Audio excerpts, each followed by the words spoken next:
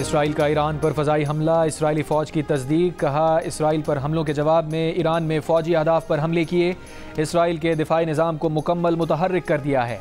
अमरीकी मीडिया के मुताबिक हमलों में एटमी या तेल तनसीबात को निशाना नहीं बनाया जा रहा। इसराइल की तवज्जो फ़ौजी अहदाफ पर है। हमलों के बाद तेहरान और करज शहर के कई मकामात पर आग लग गई। ईरानी शहर शिराज पर भी इसराइली हमलों की इत्तलात। हमले के बाद ईरान की फ़ज़ाई हुदूद से परवाज़ों का रुख मोड़ दिया गया। ईरानी लड़ाका तैयारों की मुल्क के मगरबी इलाकों में परवाज़ें। इसराइल ने शाम में भी मुतादिद फ़ौजी तंजीबात को निशाना बनाया। इराक के शहर तकरीत में भी धमाके सुने गए।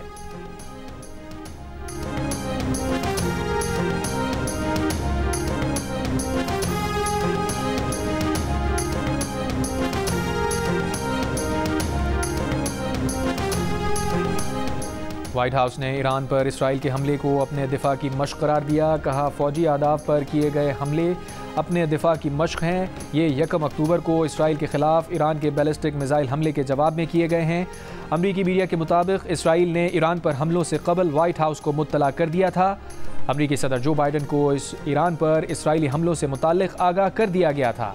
सूरत हाल पर गहरी नज़र है। अमरीकी हुकाम के मुताबिक ईरान पर इसराइली फ़ौजी कार्रवाई में अमरीका का कोई किरदार नहीं।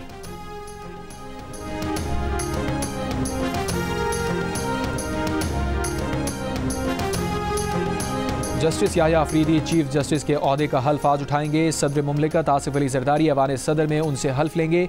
पार्लियामेंट की खुसूसी कमेटी ने जस्टिस याह्या अफरीदी को चीफ जस्टिस के लिए नामजद किया था।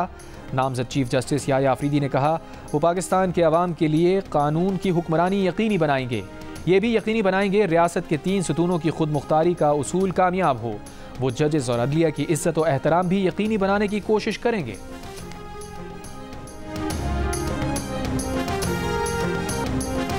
इस्लामाबाद के संजानी टोल प्लाजा पर कैदियों की 3 वैन्स पर नामालूम मुल्ज़िमान का हमला, वीडियो भी सामने आ गई। पीटीआई के 3 MPs समेत 82 कैदियों को छुड़ाने की कोशिश नाकाम। मुल्ज़िमान ने फायरिंग करके वैन्स के टायर बस्ट किए। पुलिस मोबाइलों के शीशे तोड़ दिए। पुलिस ने कैदियों के फरार का मंसूबा नाकाम बना दिया।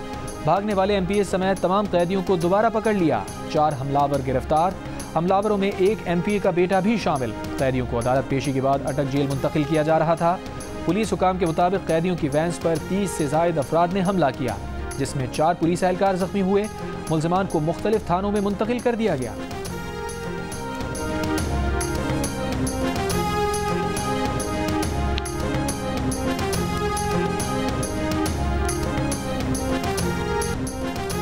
वज़ीर आला खैबर पख्तूनख्वा का वफाकी हुकूमत पर कैदियों की वैन पर हमला खुद कराने का इल्ज़ाम। अता ने इल्ज़ाम को फिल्मी स्क्रिप्ट करार दिया।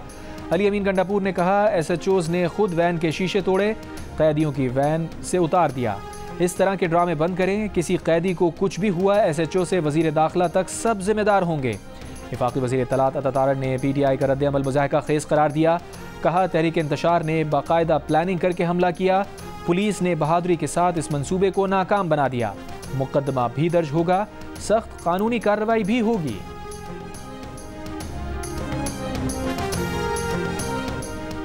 बानी PTI की बहनों उज़मा खान और अलीमा खान को रिहा कर दिया गया। डिस्ट्रिक्ट जेल के बाहर PTI कारकुनों ने इस्तकबाल किया। इंसदाद दहशतगर्दी अदालत इस्लामाबाद ने बानी PTI की बहनों की जमानतें मंजूर की थी।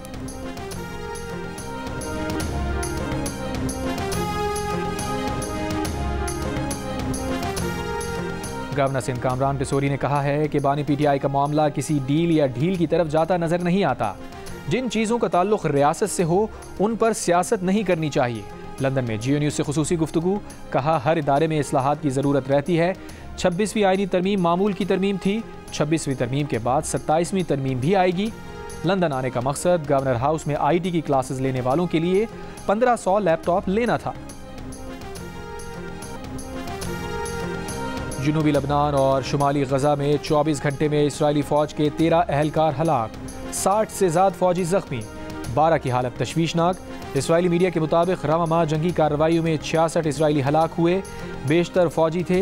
इसराइली फ़ौज की गजा में बमबारी, 58 फ़लस्तीनी शहीद। इसराइल का जबालिया पनाह गुज़ीन कैंप में वाक़े कमाल उद्वान अस्पताल पर हमला, अस्पताल के जनरेटर और ऑक्सीजन प्लांट तबाह। ऑक्सीजन न होने से ICU में 2 बच्चे इंतकाल कर गए। इसराइली फ़ौज के बैरूत समेत लबनान के मुतादिद इलाकों में फ़ज़ाई हमले, 3 लबनानी सहाफ़ी शहीद।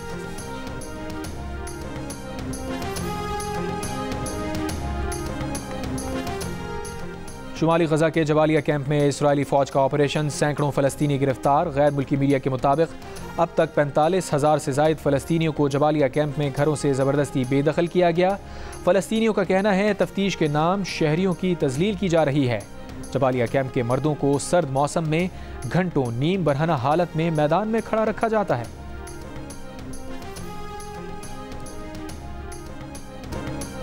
डेढ़ 100 बरस तक बच्चों को वालिदैन से जुदा करने की संगीन मामले पर सदर जो बाइडन ने मकामी अमरीकी इंडियन कम्युनिटी से बाज़ाब्ता माफ़ी मांग ली।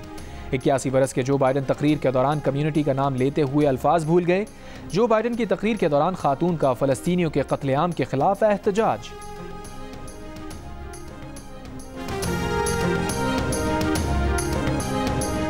नायक सैफ अली जंजुआ शहीद निशान हैदर का 76वां यौम शहादत। पाक फौज chairman joint chiefs of staff committee और सर्विसेज चीफ्स का शहीद सैफ अली जंजुआ को खिराज अकीदत। ISPR के मुताबिक शहीद सैफ अली जंजुआ ने 1948 में पीर कलावा पहाड़ी के हिफाजत करते हुए जाम शहादत नोश किया था। शहीद नायक सैफ अली जंजुआ ने भारतीय हमलों के खिलाफ डट कर मुकाबला किया।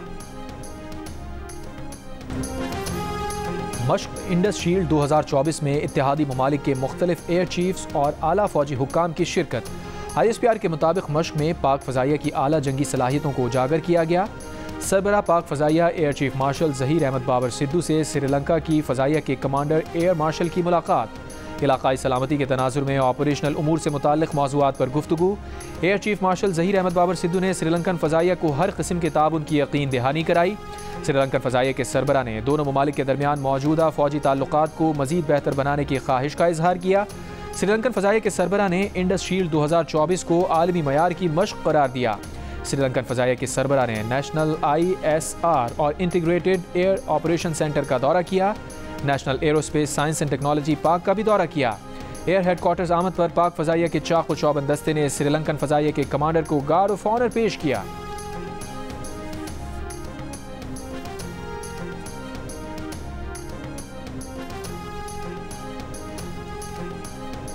वर्ल्ड कल्चर फेस्टिवल में बेल्जियम का थिएटर प्ले बॉडी रेवोल्यूशन और फ़लस्तीनी theatre and here I am पेश किया गया। नाजरीन ने फ़लस्तीनी फ़नकारों का शानदार इस्तकबाल किया। आज कौंसल जंग और जियो के इश्तराक से जारी वर्ल्ड कल्चर फेस्टिवल में आज रात 8 बजे कोकून डांस परफॉर्मेंस और रात 9 बजे स्पेनिश डांस परफॉर्मेंस टंग्स पेश की जाएंगी। और सेवंथ स्काई एंटरटेनमेंट की ड्रामा सीरियल जानिसार की आखिरी किस्त आज रात 8 बजे जियो पर पेश की जाएगी। जानिसार पाकिस्तान की तारीख की वाहिद ड्रामा सीरियल है जिसने YouTube प्लेटफॉर्म पर तेज़ तरीन व्यूज़ के पहाड़ सर किए।